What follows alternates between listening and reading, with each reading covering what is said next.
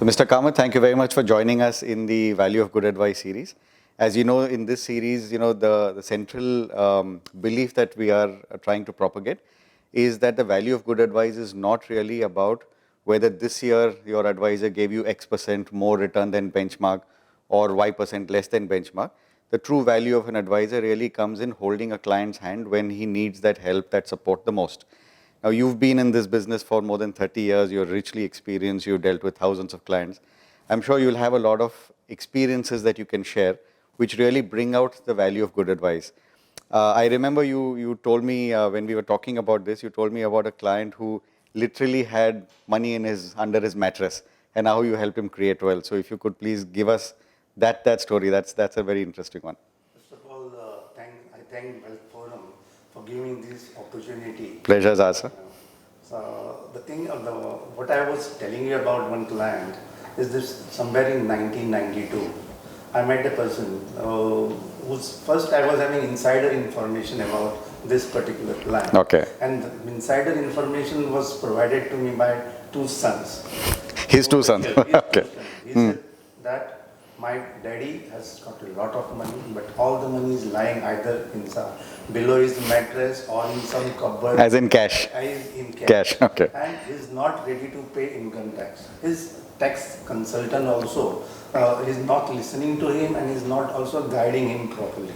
So you have to help us because with cash, the problem is in case we want to expand our business, we want to buy more property, we are unable to. Unable to, correct. Because the bank is not sanctioning us any loan. Because you don't have tax returns to show. Tax returns, no proper tax return. So after 2-3 visits, they are having a restaurant where they sell juices and it's a restaurant basically. Sure. Ice cream, cakes, everything. So their turnover was substantial, good turnover. So first what I did was I wanted to be familiar with his daddy. So I visited 2-3 times his shop. Then the son used to come, they used to participate, discuss. Then one particular day I asked him, Uncle, what is your tax liability? He said, I'm paying just 800 rupees per year. Annually. Only 800 rupees. And I'm happy about that. My chartered accountant, is not chartered accountant, is an accountant only. Takes care of everything. I don't have to bother. So I said, but the way I see the business, what you are doing, you should be paying 800 rupees per day. Okay. Then slowly I told him that this is not going to help you in create your wealth. But I could not tell him that I know that you are having a lot of cash in house below your mattress. But slowly I convinced him. I first gave him national savings certificate. I said, you put 70,000 in your name and you give me check. I don't accept cash because I wanted that the cash should be routed to the bank. Correct. And it is recorded in his books. returns. Correct. So he said, okay, in that case I'll give you 140.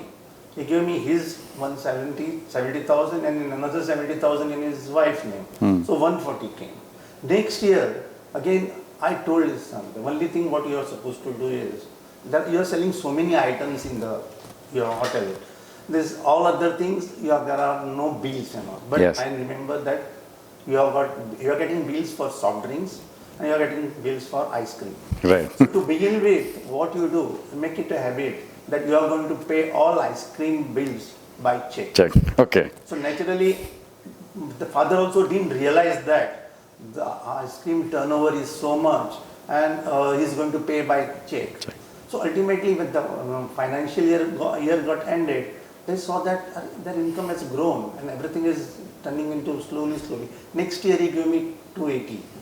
Okay. So like that, it continued for 5-6 years. And then children were so happy. Then I told them everybody should pay at least 8,000-10,000 rupees tax or 4 SSCs. So everything. So later on, after some 10 years and all, they were having a lot of money, which is official. Right. And today, they have got at least 7-8 premises where the business is being carried out. Wow.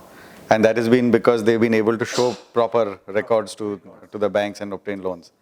So you really help them not only create wealth, but also expand their business empire. All the children and all of them are my best clients. Okay, great.